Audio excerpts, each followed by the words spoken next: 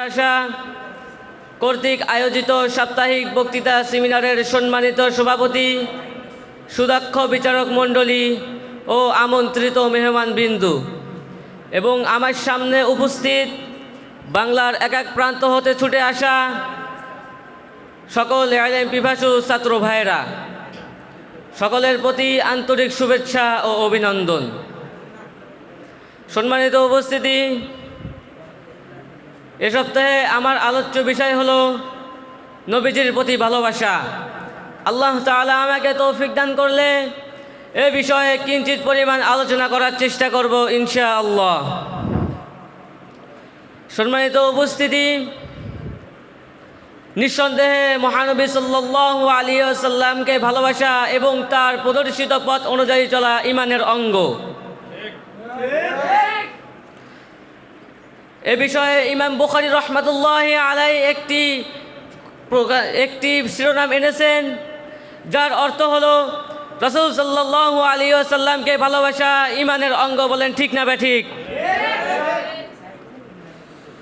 আল্লাহ তাআলা বলেন, আল্লাহ তাআলা মুমিনদের ওপর রাসূল সাল্লাল্লাহু আলাইহি ওয়াসাল্লামের আনুগত্য ও ভালোবাসাকে আবশ্যক করে দিয়েছেন, আর যাকে ভালোবাসা ওয়াজিব তার বিরোধিতা করা হারাম। বলেন ঠিক না ঠিক?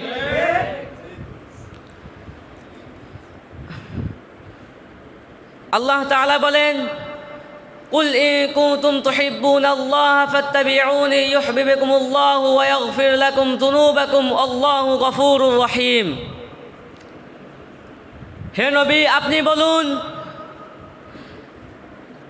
যদি তুমি আল্লাহ তাআলাকে ভালোবাসো তাহলে আমার আনুগত্য করো। বিনিময়ে আল্লাহ তাআলা তোমাদেরকে ভালোবাসবেন এবং তোমাদের পাপসমূহকে মাফ করে দিবেন। বলেন সুবহানাল্লাহ।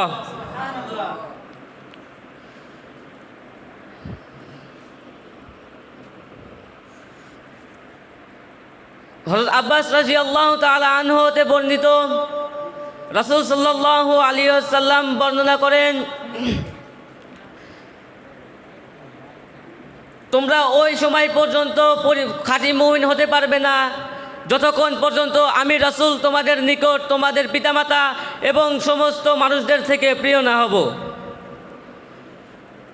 সেজন্যে আমাদের উচিত রাসূল সাল্লাল্লাহু আলাইহি ওয়াসাল্লামকে ভালোবাসা। রাসূল সাল্লাল্লাহু আলাইহি ওয়াসাল্লামকে ভালোবাসার অর্থ হলো রাসূল সাল্লাল্লাহু আলাইহি ওয়াসাল্লামের সুন্নত মেনে চলা, তিনি যে পথগুলো আমাদের দেখিয়ে দিয়ে গেছেন সেই পথে চলা, এবং তিনি যেই পথে চলার জন্য নিষেধ করেছেন সেই পথে না চলা। আর যদি আমরা এই কাজগুলো করতে পারি, অর্থাৎ রাসূল সাল্লাল্লাহু আলাইহি ওয়াসাল্লামের সুন্নতগুলো মেনে চলতে পারি, তাহলে আল্লাহ তাআলা আমাদেরকে ভালোবাসবেন এবং আমাদের পাপসমূহকে মাফ করে দেবেন। বলেন ঠিক না বা ঠিক?